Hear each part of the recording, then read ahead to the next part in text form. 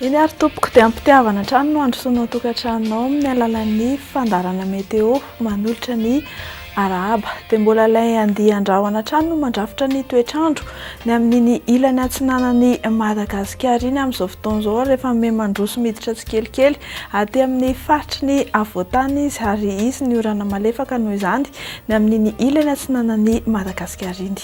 Arak'izany dia toy izao ny antsipiriany amin'ny toetrandro no vinavinaina ao amin'ny rapitso faha 8 ny volana May 2024 ny orana malefaka manomboka amin'ny faritra Savana, Lanjorofo, Atsinanana, Vatovavy Finandy ary Atsimo Atsinanana, Anjombona ary mety ho arahana erika manify kosa ny aty amin'ny faritry ny ilany atsinanan'ny Avoatany ary ho tsara ny andro amin'ny ankapobeny amin'iny faritra andrefan'ny Nosy iray manontolo iny.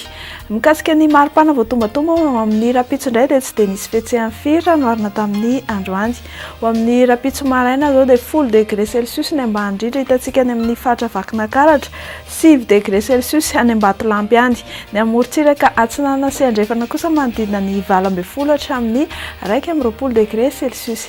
Ho amin'ny rapitso tolakandro indray no arosanao manaraka izao 20 degré Celsius no mafapana indrindra ny amin'ny faritany Mahajanga teo aloha, ny aty amin'ny faritry ny Avoatany manodidina ny 20 na 20 degré Celsius, ny any amin'ny tendrony avaratra indrindra dia 13 degré Celsius.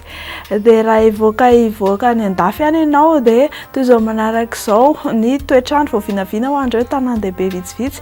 Ibalika be masoandro ny rapitso any Milan sy Johannesburg any, anoram-baratra ny Paris sy Bangkok fa ny amin'ny faritry Nairobi no somary olalohan-drahona. Ho andreo nosy rahavavy manodidina ny Madagasikara indray dia fatara fa anorana tandrivon-drahona ary mety arahana rivotra ny Seychelles sy Saint-Denis. Ibalika be masoandro ny Comores any fa somary ho tsara kosa ny andro ny faritry Pôly.